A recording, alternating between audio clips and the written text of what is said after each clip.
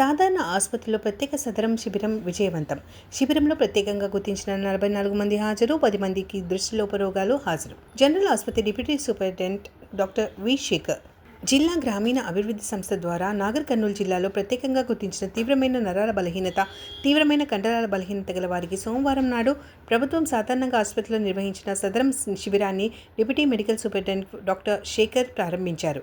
ఈ సందర్భంగా ఆయన మాట్లాడుతూ గతంలో వివిధ అంగవైకల్యాలతో ధృవీకరణ పత్రాలు పొంది నేటికి వారి శరీరంలో జరిగిన అధిక మార్పులను గుర్తించి 56 మందికి నిర్వహించిన ప్రత్యేక సదరం శిబిరంలో ప్రత్యేక వైద్య నిపుణులు, జిల్లా వైద్య ఆరోగ్య శాఖ అధికారి డాక్టర్ కె. రవికుమార్ నాయక్, ఇతర వైద్య బృందం హాజరై 44 మందిని ప్రత్యేకంగా పరీక్షలు జరిపారు.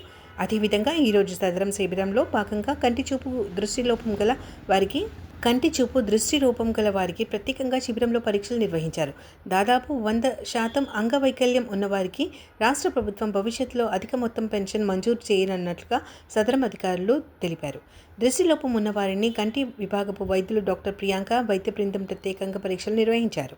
ఈ కార్యక్రమంలో సదరం శిబిరం అధికారులు, జిల్లా project manager Srinivasulu, camp admin E. Narasimhareddy, camp coordinator Prabhakar, camp data entry ఆపరేటర్లు Haimavathi, Dangatla Chandrasekhar, nursing superintendent Manjula, nursing అధికారులు ఆనంద్, సిబ్బంది యాదగిరి, జిల్లాలోని వివిధ ప్రాంతాల నుండి వచ్చిన రోగులు తదితరులు పాల్గొన్నారు.